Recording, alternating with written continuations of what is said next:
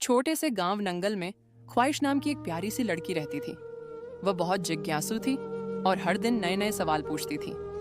एक दिन उसने अपनी दादी से पूछा, दादी, पहाड़ के उस पार क्या है? वहाँ एक जादुई झरना है जो उसकी गहराई में झांकता है। उसे उसकी हर बात का उत्तर मिलता है, लेकिन वहाँ पहुँचना आसान नहीं है। क्या बात दादी, हम वहाँ क्यों नहीं जा सकते?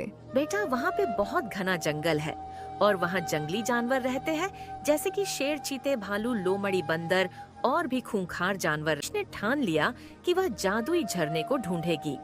अगली सुबह सूरज की पहली किरण के साथ वह अपनी छोटी सी पोटली में रोटी और पानी लेकर घर में बिना बताए निकल पड़ी।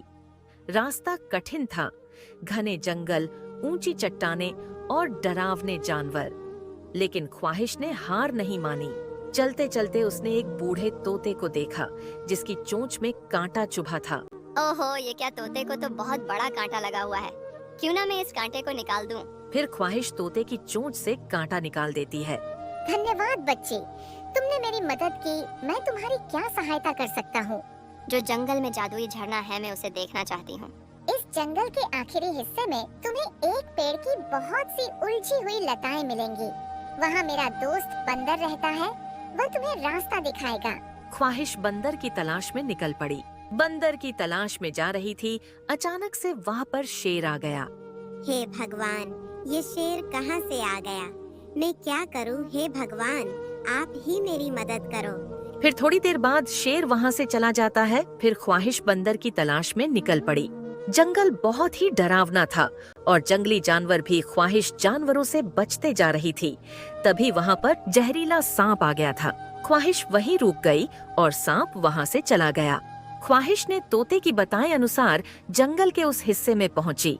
वहाँ उसे पेड़ की उलझी हुई लताएं मिलीं और बंदर भी। उसने बंदर से कहा, मुझे एक बूढ़े तोते ने तुम्हारे पास भेजा है कि तुम मेरी मदद करोगे। तुम्हें कैसी मदद चाहिए? मैं तुम्हारी मदद करूंगा। जो जंगल में जादुई झरना है, मैं उसे देखना चाहती हूँ। मुझे जादुई झरने तक पहुँचना है। जादुई झरना तक जाना है? वहाँ तो बहुत जंगली जानवर रहते हैं, घना जंगल है। जादुई झरने तक पहुँचना इतना आसान नहीं है। फिर बंदर ने ख्वाहिश को झरने का रास्ता बताया। ख्वाहिश झरने की तलाश में निकल गई। घना जंगल और जंगली जानवर से बचते हुए जा रही थी। अचानक से एक भालू आ गया। ख्वाहिश भालू को देख के डर गई। भालू वहाँ से चला गया। फिर ख्वाहिश झरने की ओर निकल गई। आखिरकार ख्वाहिश जादुई झरने तक पहुँच गई। झरने का पानी इंद्रधनुष की तरह चमक रहा था। उसने झरने के पास जाकर धीरे से पूछा, मुझे अपनी जिंदगी का सबसे बड़ा मकसद जानना है। मैं क्या करूं जिससे सभी लोग खुश रहें? झरने ने चमकते हुए पानी की बूंदों से जवाब दिया, तुम्हारे पास जो जिज्ञासा और दयालुता है वही तुम्हारी ताकत है। इसे दुनिया के साथ साझा करो, बच्चों को सिखाओ, उनके सवालों का जवाब दो और उन्हें बड़े सपने देखने के लिए प्रेरित करो। फिर वो खुश रहेंगे। मैं आपका बहुत बहुत धन्यवाद करती हूँ कि आपने मेरे सवालों का जवाब दिया।